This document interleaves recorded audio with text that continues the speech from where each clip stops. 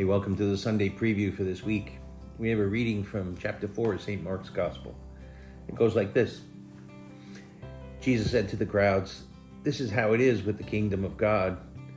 It is as if a man were to scatter seed on the land and would sleep and rise night and day. And through it all, the seed would sprout and grow, and he knows not how. Of his own accord, the land yields fruit. First the blade, then the ear, then the full grain in the ear. When the grain is ripe, he wields the sickle at once, for the harvest has come." He said, "To what shall we compare the kingdom of God, or what parable can we use for it? It is like a mustard seed that, when it is sown in the ground, is the smallest of all the seeds on the earth. But once it is sown, it springs up and becomes the largest of plants and puts forth large branches, so the birds of the sky can dwell in its shade." With many such parables, he spoke the word to them as they were able to understand it. Without parables, he did not speak to them, but to his own disciples, he explained everything in private. The Gospel of the Lord. So we have two images Jesus uses for the kingdom of God. First, scattering the seed, and then the mustard seed. The man goes out scattering seed, and then he goes to sleep, and it begins to grow.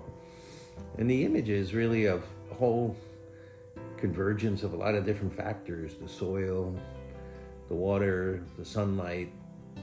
And it says, frankly, he doesn't know what makes it all work. It's like any of us trying to fix a car these days. They're so complicated with computers and all. We just turn on the key, or, well, maybe push a button these days, and the car goes, right? And we have no idea all the complexity of operations. And that's the way it is with the kingdom of God. That it depends more on God's action, and forces that not only are beyond our control, but also beyond our imagination.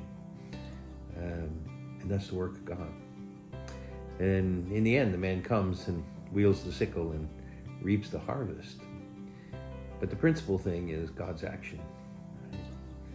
And the same with the mustard seed parable. He says it's the smallest of all the seeds, but once it's sown in the earth, it springs forth and becomes a great tree, and even the birds of the air can nestle in its branches. And it gives the impression that our part in the whole operation of building the kingdom of God is very small. And we can't possibly imagine the greatness of what comes about through God's work. But nevertheless, our part of sowing the seed, or scattering the seed, as it were, is essential.